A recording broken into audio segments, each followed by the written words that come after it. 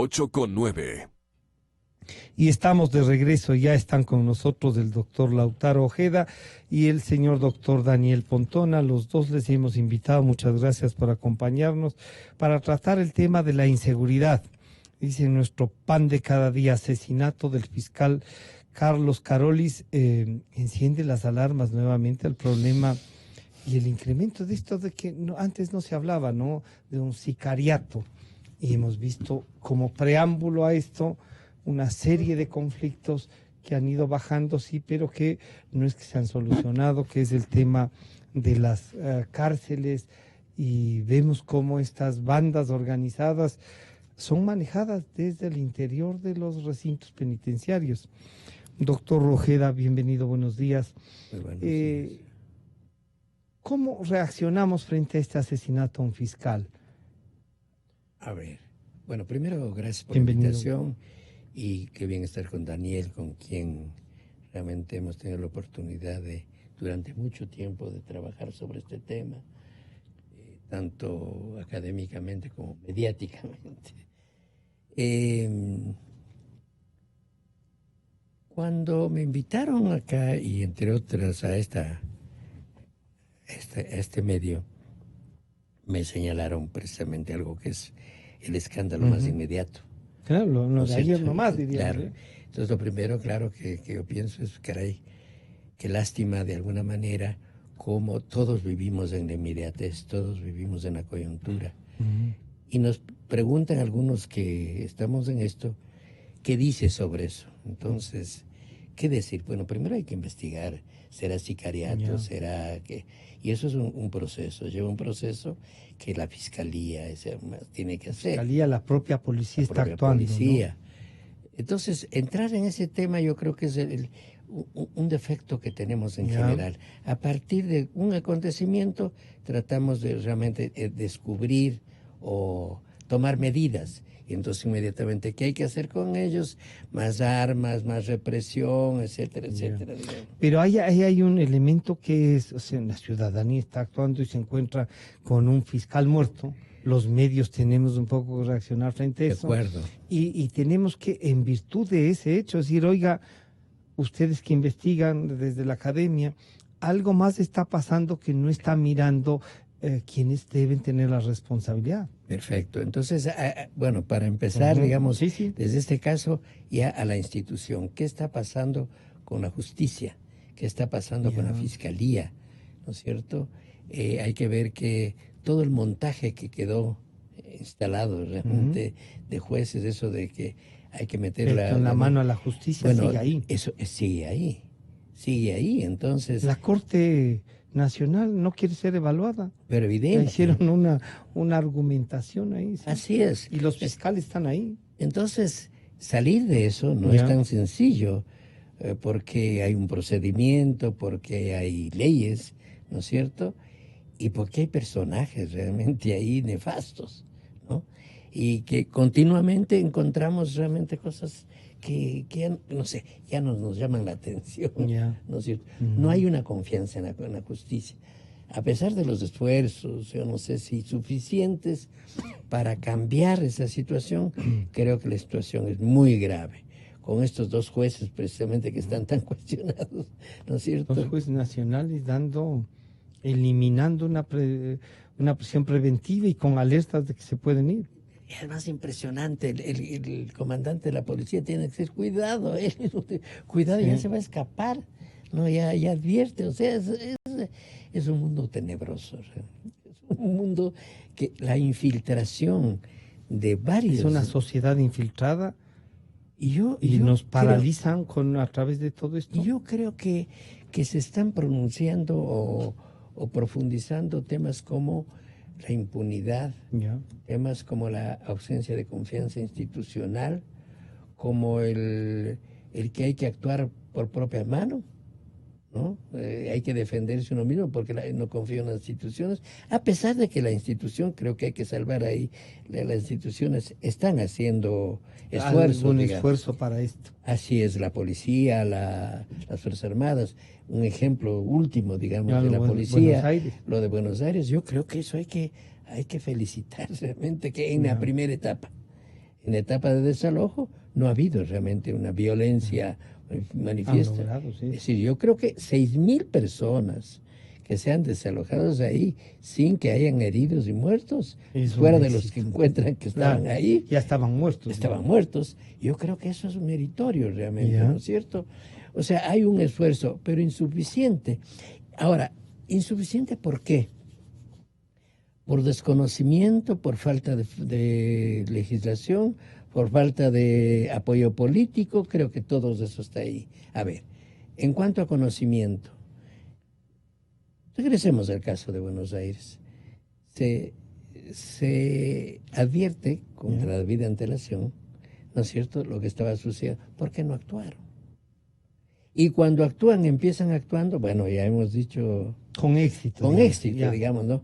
Pero ¿cuál es la solución? La gente que está afuera, esa cuando gente... medios se descuidan, van a volver. Pero evidente, 40% dicen de... ¿no? No sé si el dato es 40% extranjeros, ¿no es cierto? No todo, no puedo decir que son delincuentes. No.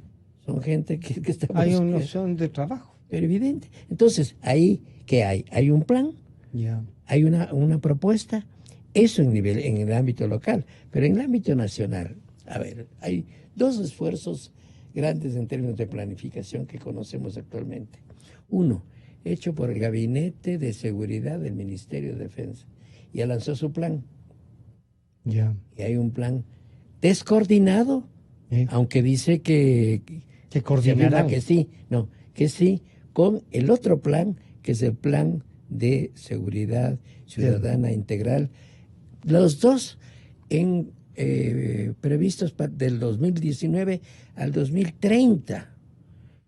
Perdóname, eso me parece un atrevimiento. O sea, nosotros como investigadores hemos tratado de ver qué análisis prospectivos existen en el Ecuador como para poder decir, después de tantos años va a haber esto.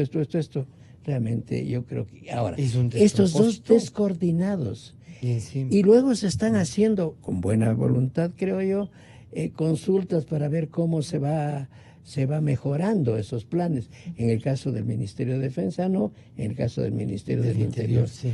Pero en la práctica, yo conocemos con Daniel los dos planes. No hay matrices, pero no hay recursos. ¿Cómo se va a ejecutar eso? Entonces, estamos al final sin políticas, aunque se diga que ahí están contenidas las políticas, a nivel macro. Hay por lo menos, doctor Pontón, bienvenido, buenos días, Daniel. Hay entonces, pero digamos, ya hay una intencionalidad macro, divorciadas, con exageración parece, por lo último que nos dice el doctor, divorciadas, 10 años es mucho para planificar o para visualizar, porque a veces uno dice, oigan, tengan una visión un poquito más amplia a lo que nos recordaba el doctor, no seamos solo con lo del fiscal de ayer, ¿no? Bueno, muchas gracias por la invitación. Saludos, Francisco, igual un saludo a Lautaro. A ver, la temporalidad de los planes es algo que hay que poco batizarlo. Creo que son planes, bueno, me estamos refiriendo uno al Plan de Seguridad Ciudadana, a lo que está, no sé si ya aprobado, pero está por aprobarse. Está aprobado con acuerdo de ministerio. Qué bueno. Y lo otro es el tema de la... Tengo entendido que hay un plan de seguridad integral. Seguridad integral que está encabezado por el Ministerio de Defensa. Que creo que está en su fase ya de terminación. Ya está también aprobado y está publicando. Creo que son temas que de una u otra forma se articulan, pero responden a visiones distintas, de instituciones distintas. No nos olvidemos que sufrimos una transformación institucional. Se suprimió el Ministerio Coordinador, que es el ministerio del que se encargaba de realizar el plan de seguridad integral con esta visión articuladora, y actualmente tenemos otra vez el esquema anterior, que era dos visiones, de la visión, digamos, de la política de defensa, que es el Ministerio de Defensa, que hay un libro blanco inclusive que es creado en la administración de Osvaldo Jarrín, y el otro es el deber legal que le implica al Estado generar un plan de seguridad integral, renovar el plan de seguridad integral. A mí me parece que eso estoy de acuerdo que no creo que haya existido muchas articulaciones y muchos diálogos entre estas visiones, y eso de pronto puede... Cada uno ha respondido a sus necesidades. Pues. Y a visiones distintas y a, digamos, a personalidades distintas, porque la personalidad está impresa en los planes. No guste o no nos guste, son hechos por personas, y esas personas responden a una conducción de alguien, y eso se queda de otra forma. Me parece que la visión de Jarrín está muy impregnada en el plan de seguridad integral. La visión de la seguridad ciudadana de pronto es un plan que se lo viene elaborando ya de mucho tiempo atrás. La ministra Romo lo ha tomado y también ha aportado algunas cosas, y de alguna otra forma podríamos decir que no tiene alguna conexión. Yo creo que sí, pero lo importante es que existen. Yo creo que hay que rescatar que hay que valorar la existencia. En seguridad ciudadana hay que partir de no ha existido previamente un plan de seguridad ciudadana en el país. Yo creo que es una de las agendas. Un avance que... sí, porque yo creo que le queda debiendo la anterior administración, del anterior gobierno, en seguridad ciudadana, la ausencia de un plan, cuando era una urgencia y era un tema altamente posicionado en la agenda pública, y nunca se vio realmente hacia dónde queríamos llegar. Yo creo que eso es un avance importante. Es un plan bastante sustancioso, ambicioso. Sí. Es bastante bien elaborado desde el punto de vista, digamos, de los contenidos, etcétera. Por lo general, lo que se busca es que los planes siempre respondan a los periodos gubernamentales. Pero también siempre es un tema de interpretación, porque lo que uno tiene que apostar son a políticas de Estado. Las políticas de Estado, obviamente, tienen que traspasar el ámbito del periodo gubernamental, y de una u otra forma apuntar también a visiones más de largo plazo. Ahora, tampoco son camisas de fuerza. ¿No? Ahí hay que, usted diría que son lineamientos de política generales, pública, perfectibles, pero que hay que irlas ejecutando. Pero debe tener un objetivo político. Yo creo que a eso quiero llegar, porque yo creo que el objetivo político de este tema es básicamente hacer lo que el correísmo dejó ausente en materia de seguridad ciudadana, que es que el tema aterrice en lo local. Ese creo que ha sido el gran déficit del gobierno anterior, y creo que este es el objetivo principal de este plan, que realmente esto aterrice en los gobiernos locales, pero obviamente para eso hay que ir mucho más allá de generar un papel bonito. Claro. Hay que generar toda una instrumentalización desde el punto de vista legal. Recursos, capacidades. Legislación. O sea, yo digo, el problema de esto es que por lo general, si estamos hablando, porque ya lo ha dicho la ministra, que esto tiene que aterrizar en gobiernos locales, hay que evitar falsas expectativas. De pronto, por ahí, quién sabe si a alguien se le ocurre decir, hay que retomar la agenda de que los gobiernos locales tengan monopolio de la fuerza. Claro. Legalmente, constitucionalmente no es viable, pero hay mucha gente que interpreta, no sabe la historia. Pero además la usaron. Exactamente. Entonces, y eso yo le decía que no es legalmente posible y no es deseable tampoco. Claro. Y lo que se busca ahí es que los municipios entiendan cuál es su rol. Así es. Y tampoco su rol es como se pretende en otros lados, es decir, que le vuelvan a dar a los municipios plata a la policía para que opere, o plata para la gasolina, el patrullero, la OPC, porque eso genera un problema interno a la seguridad ciudadana del país. Incluso de dependencia de a quién mismo responde. Exacto. Mira, gente está de clientelar, en cierta manera. Sí. Y eso también hay que pensarlo, porque yo creo que no se trata de volver a ese esquema. En su momento era necesario, no sé, habría que evaluarlo, pero ahorita yo creo que la policía tiene ya los mecanismos institucionales instalados. La policía se ha transformado, hay que decirlo así, y tiene ya recursos técnicos, operativos que le permiten... ¿Usted cree que sí hay ya una transformación en la policía? Yo sí. ¿Sí? Yo trato de ser objetivo. Claro, sí. O sea, lo que pasa es que actualmente la seguridad es un problema, yo digo, la crisis es algo que está siempre en boca de las personas. Y lo primero que hace uno es decir, las instituciones no funcionan, etcétera. Eso es muy peligroso, ojo, porque cuando uno dice que todo está mal, no creo, también es básicamente es bajar la moral. Hasta el punto que genera un ambiente de incertidumbre. Sí, de anomia. ¿No? Entonces, pero usted lo veo con indicadores. La policía ha recuperado su credibilidad. Tengo entendido que ha disminuido, pero se ha recuperado. Y eso es importante. Ya funciona como una institución sólida que responde a otras cosas. Hay una presencia institucional, hay déficits, obviamente. Inclusive capacidades, ¿no? Lo que pasó en enero en el tema de Ibarra demostró que la policía en el tema formación, lo que nos decía el exacto, doctor. la formación, hay ciertas cuestiones que la policía no ha preveído, por ejemplo, el tema de los secuestros del año pasado, se veía que no tenía una metodología adecuada para responder a ese tipo de amenazas, pero en el contexto general, yo creo que es una institución mucho más consolidada. Más sólida. ¿Sí? Pero ahí lo que se tiene que ver es qué es lo que hace falta. ¿Y qué es lo que va a complementar? Porque en seguridad ciudadana el recurso no se agota en lo policial. La institución policial es un pilar es fundamental. Una de las tres pero partes, no se agota como en suelen decir. Está la justicia. Exacto. Y también la ciudadanía. Entonces yo decía que hasta cómo los gobiernos locales están entendiendo su rol y, por ejemplo, cómo de alguna otra forma contribuyen a la seguridad ciudadana. Quito, por ejemplo, tiene una tasa de seguridad ciudadana, pagamos una tasa de seguridad ciudadana. No sé cuánta plata, pero estamos hablando de muchos recursos. Creo que algo así como 7, 8 millones de dólares. ¿Y qué debería responder? La pregunta es, ¿cómo se están canalizando esos recursos? ¿No? Usted ve, por ejemplo, el tema de los parques en Quito, totalmente descuidados. La seguridad ciudadana, el tema de la recuperación del espacio público está directamente relacionado con el tema de la prevención del delito, el tema de la convivencia ciudadana, etcétera. Bueno, ahí hay que apuntar, ¿no? Pero le pueden regalar un perro si va a contarles lo que está pasando. Sí, doctor Lautaro Ojeda. Claro, lo que dice el doctor Pontón es correcto, o sea, cómo articular.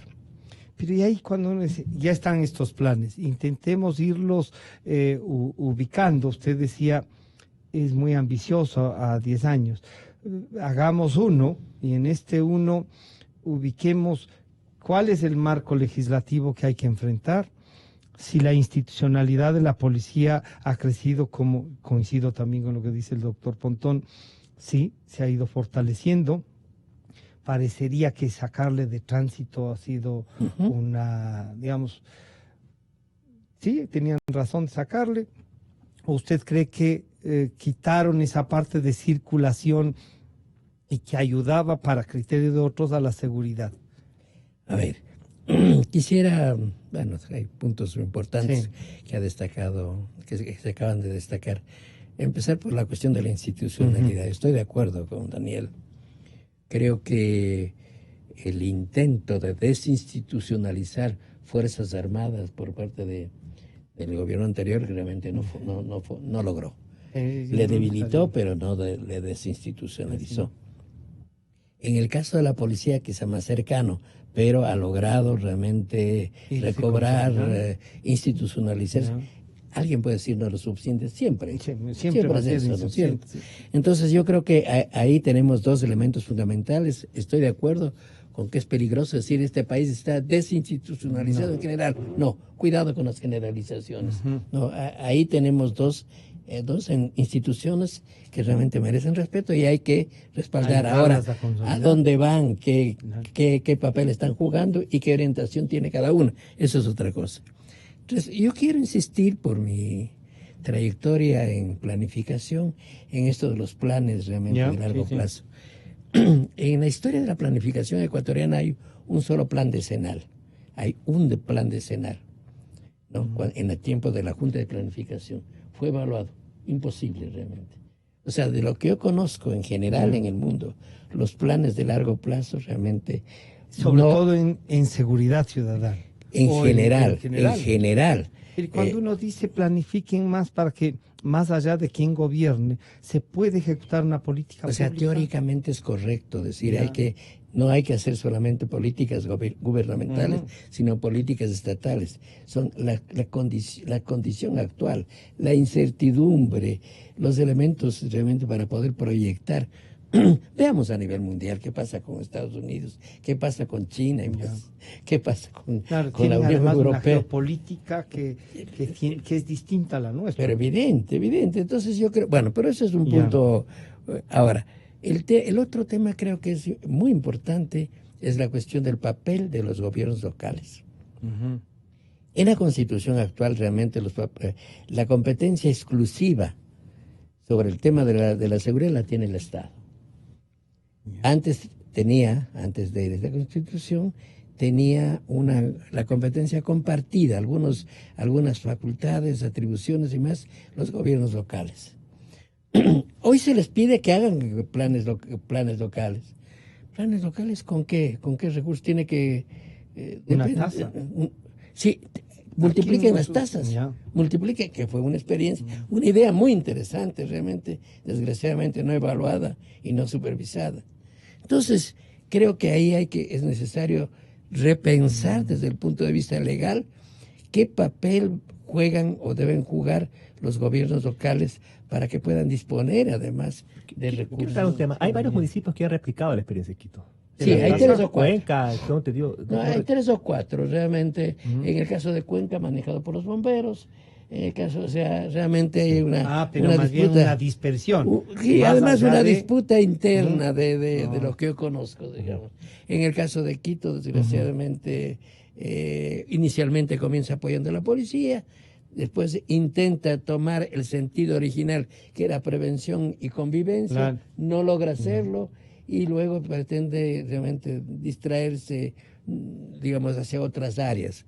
Entonces yo creo que ese es un tema fundamental, porque ¿quién está más cerca de los acontecimientos de los ciudadanos, de los vecinos? ¿A quiénes están acudiendo? No tienen que ir hacia... Yo creo que realmente vivimos un momento de centralismo en la seguridad. Hay un centralismo en la seguridad. Todo tienen que pedir al gobierno central. El gobierno central tiene que ir a los municipios, o donde sea, a ver qué pasa. No hay una capacidad, ni hay la posibilidad de que los gobiernos Y eso locales... pasa porque por devolverles con una legislación que puedan Yo actuar creo que sí. o de exigir que actúe. No, el primero un marco legal. Ya. Yo estoy totalmente de acuerdo con lo que dice Daniel. No es cuestión que el uso Aterricen privativo ahí de y la ya fuerza. está. No se trata de eso. Pero a ver, ¿qué pueden hacer? Se pueden realmente la policía local, si se puede llamar la policía local, ¿hasta dónde La va? que está acantonada en la ciudad, Daniel. Hay un poco juega el modelo colombiano. Ya. Claro. Colombia tiene un modelo interesante. Habrá Así que evaluar es. si es que realmente ha dado resultados. Obviamente Colombia es un país con problemas muy distintos a los nuestros. Es otra realidad. Pero Colombia tiene, por ejemplo, los municipios, no sé si es constitucional, pero bueno, está en la ley. Los municipios son, el alcalde es el jefe de la policía. Claro. Pero es una sola como policía. una especie de Una especie de un comité para la administración de la policía cantonada de cada Pero ciudad. lo que es pasa un es tema que el constitucional. problema es que no todos los alcaldes tienen un rol tan protagónico. Claro. Así es. Y no todo, por ejemplo, un alcalde tiene, Un más alcalde allá de que- sus competencias, tiene también una autoridad política en la ciudad. Claro. Esa autoridad política le da para convocar a todos los estamentos locales y Y estatales, aquí hay un comité de Eh, seguridad también. un consejo. Un consejo, Sí, sí. un consejo de seguridad. Pero a propósito de lo de Colombia, es interesante ver con la relación con el narcotráfico. En las últimas elecciones, un porcentaje altísimo realmente de alcaldes son elegidos por el mundo. Por estos municipios. por Lo que estos- pasa es que la influencia que han tenido Claro. y la permanencia es, como decía Daniel, de una realidad. claro. distinta. Pero Entonces- cuando uno diseña planes o está generando legislación, el problema es que el supuesto narcotráfico corroe todo. Claro. Claro, atraviesa. Atraviesa todo. Y eso, ojo, que el Ecuador yo vengo sosteniendo, tiene una amenaza seria en el tema del narcotráfico. Hace poco hizo una evaluación sobre el tema de la frontera. El problema del narcotráfico en Colombia está descontrolado. Y eso en la frontera con el Ecuador está aún más descontrolado. Podemos pensar que nosotros hemos establecido cooperación, que está bien, hemos establecido más mecanismos para contener el tema del control de drogas, pero si uno no va a la fuente y si ese flujo de drogas no se contiene en la fuente, usted puede ponerle los parches que sea Sí, no y va a todo se va a poder. contener. Y es una amenaza seria, ¿no? Yo creo que ahí Ecuador necesita una visión mucho más estratégica, no ¿Y solo en del ese Ministerio de plan, Defensa. ¿Y en ese plan está previsto eso? No. Yo creo que esta reflexión que de alguna manera la hemos venido haciendo, el carácter global, digamos, ¿no es cierto?, del narcotráfico, de cómo es no solamente, alguien dice que es un fantasma, no, es un pulpo es una realidad, además, que está en todo. Que esté en todo realmente. Yo suelo citar con frecuencia a Roberto Saviano de su libro famoso en el que señala que la cocaína gobierna al mundo. Si uno mira desde el punto de vista ya transnacional, realmente. O sea, la cantidad de capitales que maneja y las relaciones que tienen son... Y digamos, cuando uno ve rutas, por ejemplo, Claro. ¿no es cierto? Rutas, cárteles, etcétera, yo creo que realmente estamos frente a un fenómeno que no tenemos mucha claridad, o no tenemos claridad de ahí, su y ahí le profundidad. planteo una cosa, doctor, lo del fiscal que falleció y le traigo a lo inmediato que conmociona, podría tener que ver con lo que dice Daniel, porque a lo mejor estaba tratando eso y no nos damos cuenta que hay gente, fiscales que han dicho en Esmeraldas, en Sucumbíos, sobre todo en Agua Agrio, que no pueden resolver cosas porque están amenazados. Pero evidente. Bueno, ahora ya salieron hasta grafitis, ¿no es cierto? Ya hay grafitis amenazando, diciendo... Sobre el tema de la minería. Sí, claro, pero en general, Ya. O sea, sí. La capacidad que tiene el narcotráfico, económica, política, de conocimiento, ¿no es cierto? Es impresionante. Han invertido en tecnología. Una capacidad política, por ejemplo, en el campo de la descentralización, pongo yo. Mientras nosotros los estados hemos estado discutiendo 5 o 10 años si el país se descentraliza, se desconcentraliza, en una semana decidieron ellos. A ver, vamos a dividir esto, ¿no es cierto? A ver, tu tarea es esta, yo no voy a conocer esto otro, etcétera. Es decir, una división del trabajo empresarialmente envidiable. Y con una alta tecnología. Y alto conocimiento. Claro, mucha innovación. Exactamente. Con una creatividad. Con una creatividad que bien quisieran tener las empresas, las empresas privadas más grandes, realmente. O sea, hay. ¿Por qué? Porque además pueden contratar a quien quieran. Y tienen la plata para hacerlo. Para hacerlo todo. El caso de armas. Nosotros para cambiar el armamento, obviamente tenemos que seguir la ley, llevará 1 año, 2 años. A ver, ¿cuál es la mejor? A ver, mañana compremos esto. Tráigame. O sea, la ilegalidad, la fuerza de la ilegalidad. Yo creo que hay que pensar en eso. Justamente es lo que está sucediendo, entre otros, el ejemplo de Buenos Aires. La fuerza de la ilegalidad. Por ahí viene a televisión alguien que decía, a ver, ahora nos sacan, ¿no es cierto? Nosotros no somos delincuentes. Mañana vamos a regresar y más vamos a regresar. ¿Y cómo van a contener eso? Ahí hay, Daniel, ahí hay una amenaza también de la ilegalidad, pero también uno puede decir, también es una, como decir, posicionarme, vean, no tengo trabajo, no hay, esta es una posibilidad, tengo que pagar a otras fuerzas, sí, pero tengo trabajo. Sí, ese es el gran problema del narcotráfico. Ese es el gran problema de enfrentar esto. Claro, porque yo digo, tiene esa doble naturaleza, es conflictivo, socialmente, obviamente el narcotráfico corroe todo. Es una amenaza y un factor de riesgo para múltiples problemas sociales. Pero también es simbiótico, pues. Claro. Porque el narcotráfico es una empresa, pues, y eso genera recursos. Y además, como ustedes han dicho, una empresa en auge. Entonces, y la cultura del éxito, del dinero fácil, es parte del día a día de la gente, pues.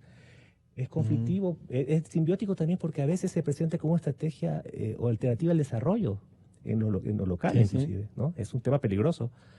Y en fin, hay muchas cosas que son muy, muy propias de la vida.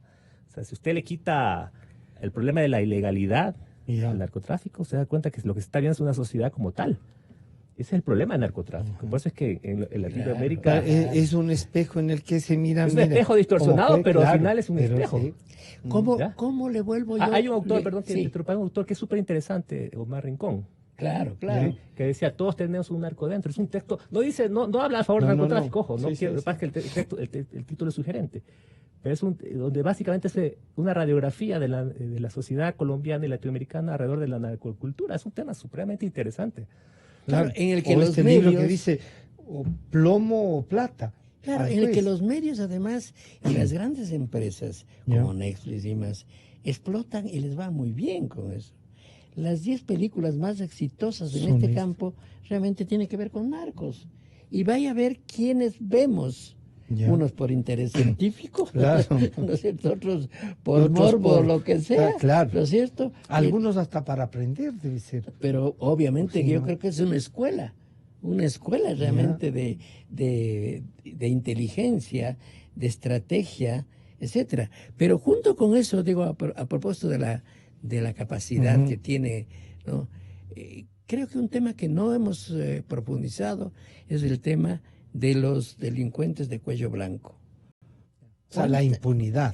No, cuánta gente poderosa está que alrededor tiene de eso. Una formalidad legal es infiltrada, ¿no es cierto?, por esta gente. ¿Por qué? ¿Qué les interesa a ellos?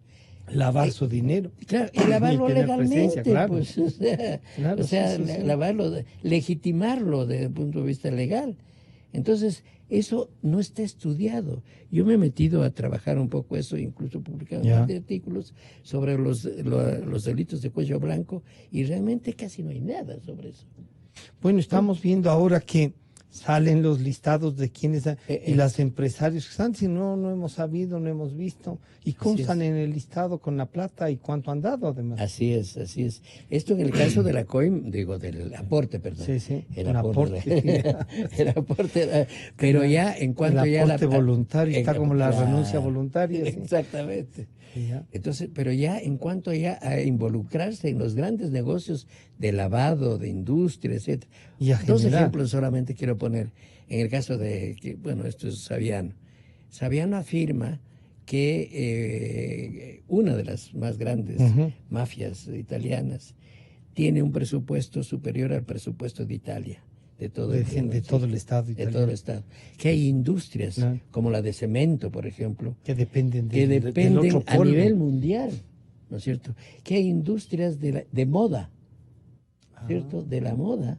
Realmente se está vistiendo por ahí la Angelina Jolie, ¿no es cierto? ¿No es cierto? Y cita el caso, incluso, de un traje elaborado por esta empresa de la mafia. Obviamente no sabían ellos. Es decir, en donde hay posibilidad de negocio, ahí están. Ahí están, claro.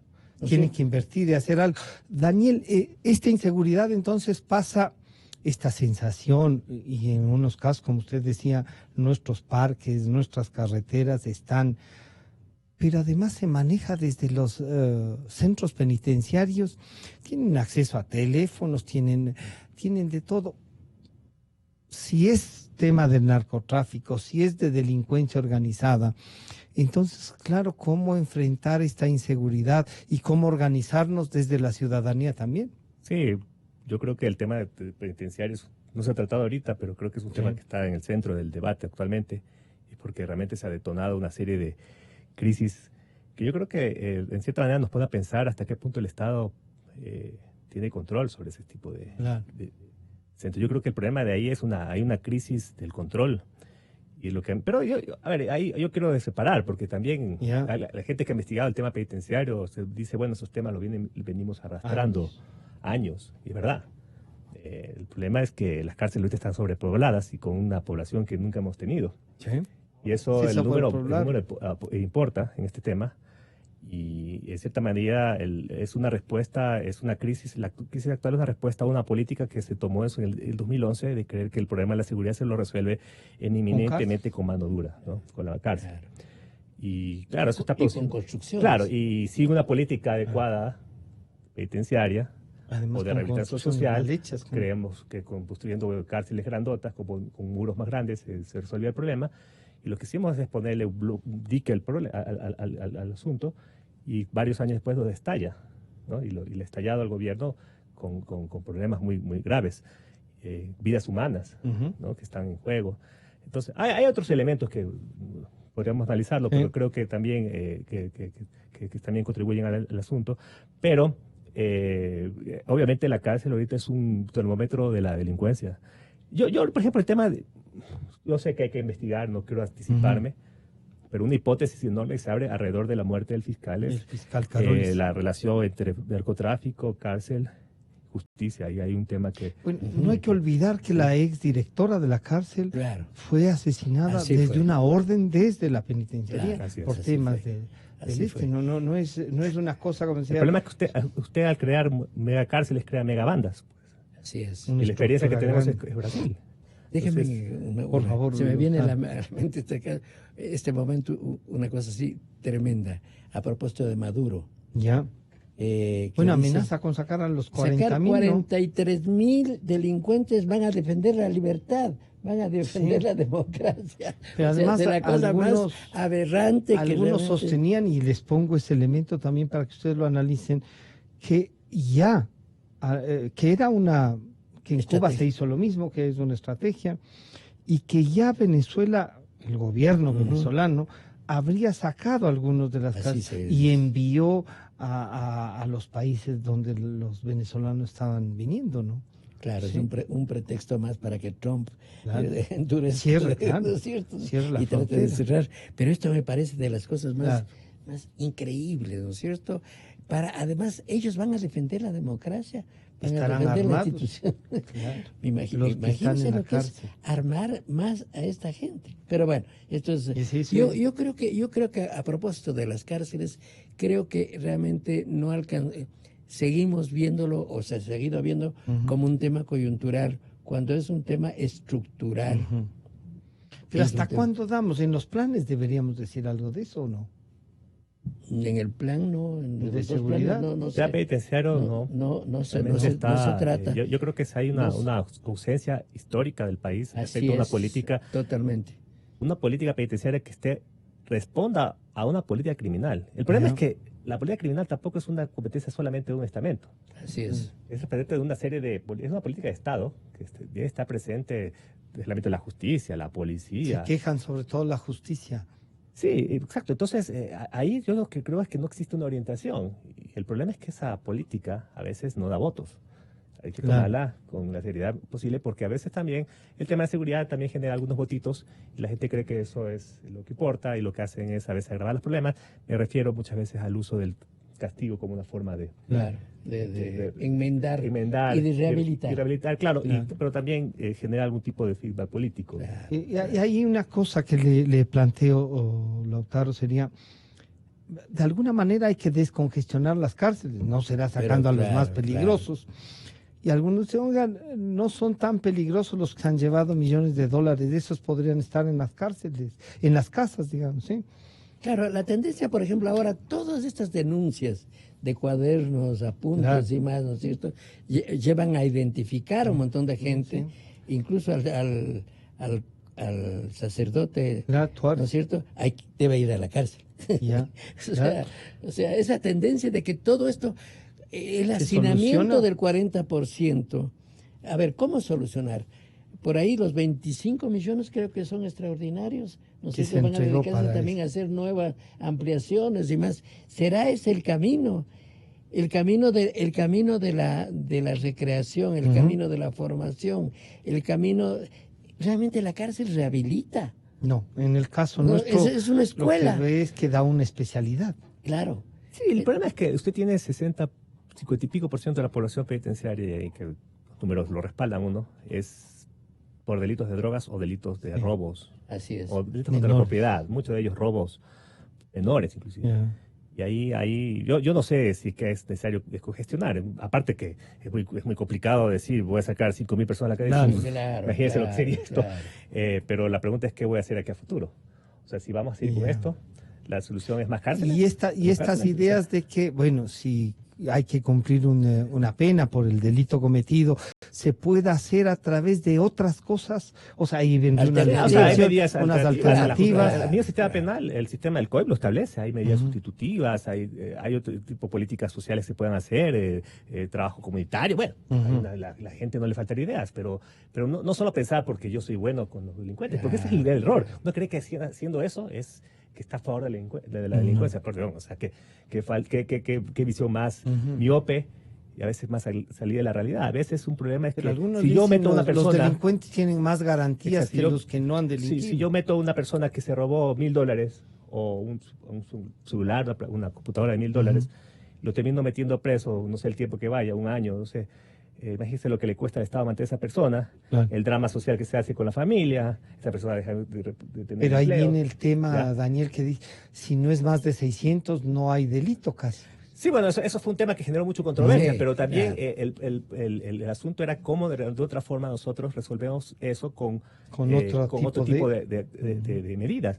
El gran paradigma de todo esto es el tema de los... se fue el nombre de lo que son las cuando uno puede pagar, porque el problema del daño social uno puede compensar eso con algún tipo de trabajo social o algún tipo de... Un tema de compensación. De compensación, exacto, ¿no? Y eso no está en debate. Lo que queremos es básicamente detenerlo y castigarlo y hacerlo, bueno, el tema de la Inquisición que está presente en nuestra mente. Lautaro, entonces ahí una propuesta debería salir desde la academia de cómo resolver el tema, porque sí es un tema difícil, que no lo enfrentan y que solamente dan un discurso a veces y no lo enfrentan. A ver, es un tema muy grave y bueno, Daniel es parte de una institución académica. Por lo tanto, que no se sienta aludido. Yo creo que la academia poco o nada realmente ha hecho eso. Yo he tenido la oportunidad de recorrer algunas universidades y hacerle por ahí algunas propuestas. No, realmente no hay estudios. Uno entra a la página web a ver qué estudios hay, qué análisis hay, qué prioridades.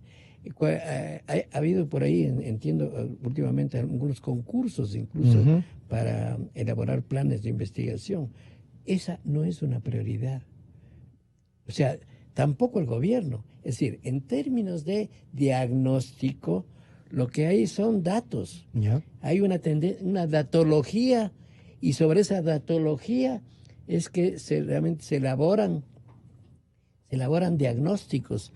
Yo creo que lo que hay ahí es una acumulación de datos y datos que además habría que revisar su metodología, los indicadores, su consistencia. Realmente, ¿no es cierto? Si nos sirven como una base real para hacer como algo. dice Máximo Soso, realmente muchos de ellos son manufacturados, hechos ad hoc a la política. ¿Qué datos saco? ¿Qué dato escondo? Un dato, por ejemplo. Favor. En términos de la violencia social, ¿no? A nivel nacional, un dato nos señala que el 54% de los homicidios son producidos por la violencia criminal y el resto por la violencia social. El dato que yo conozco, habría que confirmar de Quito, es que es el 70% de violencia social. El 70% y el 30% de violencia hay una sociedad entonces golpeada. Es una sociedad realmente violenta, claro, intolerante. Y que se supone que Quito es de las más racionalizadas. Racionalistas, ¿no es cierto? Daniel, en este tema, no sé si la academia como tal tiene a ratos estos impulsos también de tratar de seguir, de intentar aportar con el estudio qué es lo que pueden hacer. Se ha hecho intentos. Yo no sé si... A ver, yo lo voy a hablar por lo que he visto en el tema de Ecuador, y es una crítica que le hago a la sociedad civil en general. La gente no se interesa mucho por los temas de seguridad desde el punto de vista de la investigación. Eso es un tema... Cuando yo he regresado a seminarios, siempre mis oyentes son militares, policías y una serie de aficionados. Pero no, hay déficit. ¿sí? Sí, es verdad, eso sí es verdad. En otros países he visto que hay un protagonismo mucho más.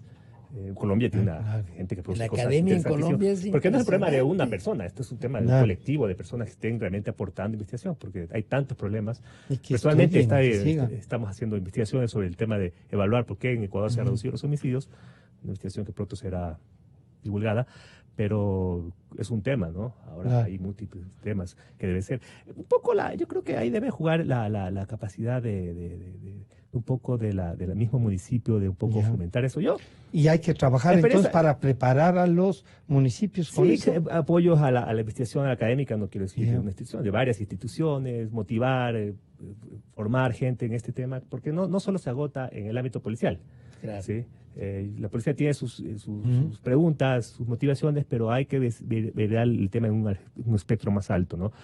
Pero yo creo que en este sentido en el Ecuador hay una cuestión media cultural ahí. Por eso también, de cierta manera, respondemos al problema de la seguridad desde el punto de vista de la policía. Creemos que el problema de la seguridad es un tema solamente por competencia policial y ahí se agota el problema, ¿no? Y la policía lidia con una serie de problemáticas que muchas veces se le salen de las manos, ¿no? Lautaro, para ir terminando en esto que ha sido, el doctor Lautaro Ojeda decía, tengo una historia de investigaciones también. Y en esa historia uno decía, sabrá que, por ejemplo, hay datos que dicen, los presos por no pagar pensiones se incrementaron pero eso llevó a que la gente comience a pagar las pensiones de manutención, por ejemplo. Y eso también generaba, decía, pero si le meten preso, deja de trabajar, no va a poder pagar y sigue preso. O sea, el castigo como la solución. Exacto. ¿No es cierto? O sea, hay que castigar, es el pecador. En otros términos, Claro. ¿no es cierto? El que pecó tiene que ser, y como no hay muchos confesores realmente, y la confesión no Vaya a funciona tocar el mucho. cura Tuárez, dice. Claro, o sea, usted dice, esa no fue una, por ejemplo, esa no es una política. A propósito de la religión, yo acabo de leer el libro Sodoma de este periodista inglés. He quedado, pero que estremecido, digamos. Yeah. Es decir, las afirmaciones, los resultados que logra realmente, que pasa en el Vaticano, claro, con cardenales, pero obispos. no es un poco así como en la campaña esa para destrozar todo lo... No, parece, además el tipo tiene, el investigador, 40 investigadores la acompañan durante 4 años, visita 15 países, 1.500 entrevistas. Es espantoso. 1.500 entrevistas, y al final tiene realmente el valor de decir, a ver, ¿ustedes no creen que las entrevistas son auténticas? Acudan a la página web tal, ahí está transcritas con nombre y apellido, todo esto. Claro, el enlace. Es decir, yo digo, y tengo por ahí algunos amigos y parientes católicos que ya no quieren ir a la iglesia, sino creer en Dios nomás. Y claro, ¿Qué quiere decir con esto? Claro. O sea, la institucionalidad. Está todo entonces afectado, y la inseguridad nos genera eso. Y tiene que ver la falta de creencia en algo. Pero claro, hay toda una corriente también que considera que la pérdida de confianza en la iglesia también ha incidido en un tema que no hemos tocado acá, que algún rato hay que hacerlo, el tema ético y moral. Como decía Sabater, ¿no es cierto? Claro, la moral realmente ha estado confiada a curas, monjas y mojigatos, y no realmente a la sociedad. Entonces, que no estaba ahí, Daniel.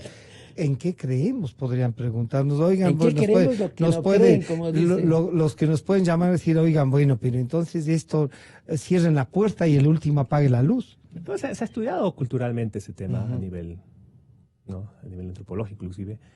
Yo creo que es una enfermedad de la globalización eso. Es un tema un poco más profundo, porque la globalización tiene culturalmente trae este tema de la... Trastoca todo. Trastoca todo, porque básicamente te ponen en crisis las creencias, ¿no? Bueno, ahí la gente dice, bueno, emerge la creencia del mercado, ¿no? Eso es un tema que está... Pero en todo eso es caso, real, es concreto. Pero en todo caso, tampoco es una creencia, digamos, positiva, porque también hay un tema de yo le digo el sentimiento apocalíptico, el sentimiento de que todo, digamos, de la desesperanza, está metido en la gente. Y es parte también de cómo nosotros, de alguna otra forma, vivimos la vida cotidiana.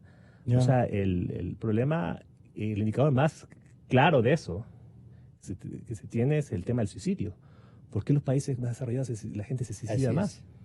O sea, una persona que se suicida no es que está pasándola muy bien, ¿no? Claro, ya Entonces está. es una crisis social, inclusive civilizatoria, muy, muy profunda, y que de cierta manera te muestra que la inseguridad, la incertidumbre, el miedo, es algo que es parte de nuestro día a día.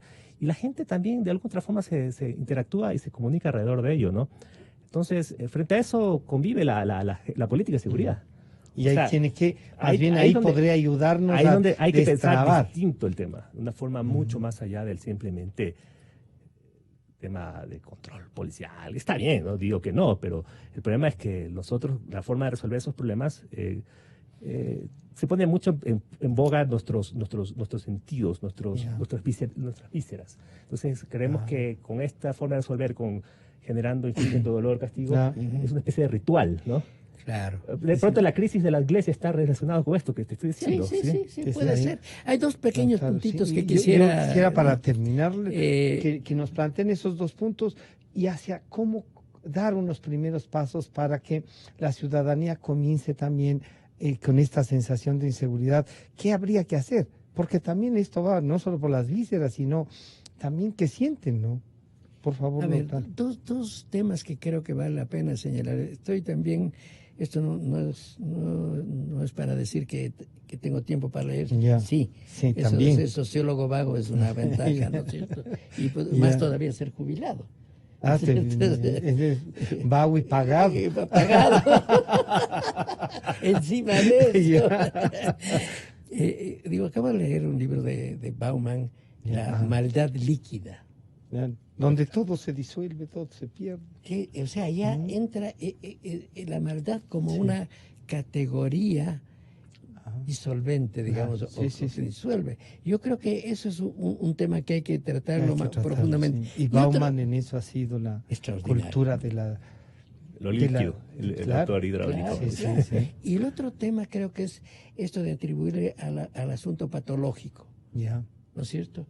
O sea, este es enfermo mental. Sí. Yo creo que uno de los casos extraordinarios para mí es el estudio que hace, el informe que hace Hannah Arendt sobre Eichmann. Resulta que sigue todo el juicio, ¿no es cierto? Y encuentra que el tipo es normalito. Y hay un montón de psicólogos y psiquiatras que le analizan. Dice, el tipo es normal. Lo único que hace es obedecer. Y lo único que hace es... Y claro, y eso puede ser consecuencia cultural y de formación. No es un tema patológico, pero entonces hay por ahí alguna tendencia, es que estos hay que meterles. Entonces yo creo que la otra alternativa de las cárceles es crear manicomios. ¿No es cierto? Para mandar aparte de eso. Pero, y ahí eso también va a tener un costo. Exacto. Daniel, ¿cuáles serían los pasos así, unos primeros que después ustedes, además desde la academia y desde la investigación como Lautaro, nos digan, vean, esto se puede ir evaluando, esto se puede medir? Sí, yo creo que bueno, he dado algunas premisas de cuáles son los pasos que yo creo que un poco desde el punto de vista más estratégico se pueden dar. Creo que es necesario, lo dije sobre el tema de la necesidad que este tema aterrice en los gobiernos locales. Y cuando hablo de gobiernos locales, estoy hablando de la sociedad, ¿no? El problema es que eso se puede malentender. La seguridad tiene siempre esos problemas de que es bueno, pero no tanto. O sea, es bueno la corresponsabilidad, pero tampoco tanto. Porque hay que liberarla total. Exacto. Es bueno, por ejemplo, vigilar. Es bueno ser eficiente, Claro. pero tampoco tanto, porque el problema es que ustedes, si la justicia le da eficiencia, usted produce una máquina de PPLs, ¿no? Claro. Entonces había que pensar, hay que buscar estos temas de contrapesos, y es obviamente eso. Desde el punto de vista de la posibilidad de que pensar este problema de la inseguridad desde el punto de vista subjetivo, que es lo que estamos un poco hablando, decía también creo que de otra forma buscar estrategias que nos permitan mitigar estos efectos, que a veces son muy avasallantes, ¿no? El tema de la regularización es un fenómeno que te permea mucho la estructura social, independientemente de si un Estado está donde está.